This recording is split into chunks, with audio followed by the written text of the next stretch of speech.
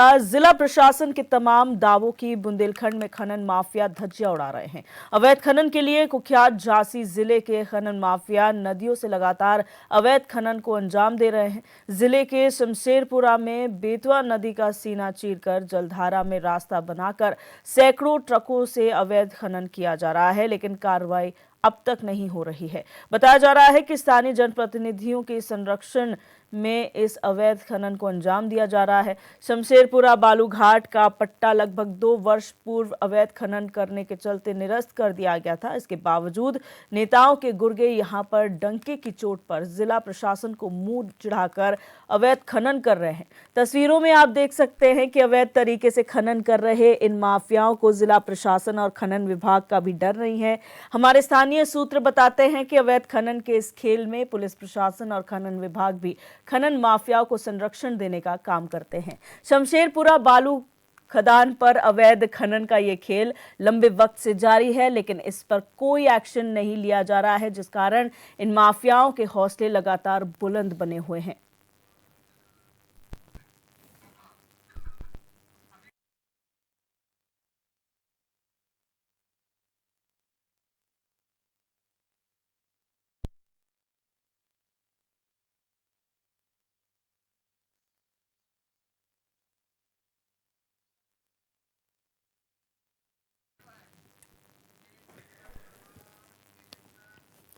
और झांसी से हमारे संवाददाता धीरेन्द्र रायकवार हमारे साथ लाइव जुड़ चुके हैं। धीरेन्द्र, जानकारी चाहेंगे। एक क्षेत्र का पट्टा 2 वर्ष पहले निरस्त हो जाता है अवैध खनन के चलते, लेकिन आज भी उस क्षेत्र में अवैध खनन हो रहा है, वजह क्या है?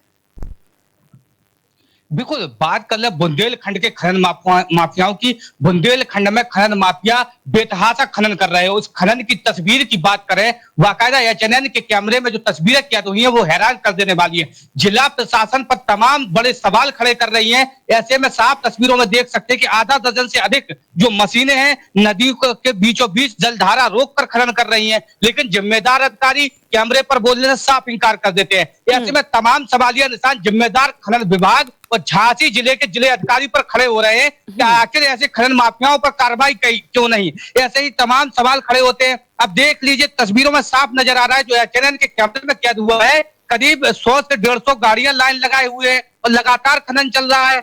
लेकिन जिम्मेदारों की बात करें, किसी की नजर नहीं पड़ती या देखना नहीं चाहते या इनके संरक्षण में खनन हो रहा है। ये तमाम सवाल एचएनएन की जो कैमरे में तस्वीरें कैद हुई है वो पैदा कर रही है। जी अच्छा धीरेन्द्र, यहाँ पर ये कहा जा रहा है कि जनप्रतिनिधियों का संरक्षण, आखिर ऐसा कौन व्यक्ति है जिसका इतना जो है सीधा सीधा संरक्षण इन्हें प्राप्त है कि इतनी बड़ी मात्रा में जो है यहाँ पर से खनन हो रहा है, इतनी बड़ी संख्या में ट्रक यहाँ से लदे बालू लदे यहाँ से निकल रहे हैं और किसी का ध्यान नहीं जा रहा। बेतवा ये नदी है, सबकी नजरों में आती है।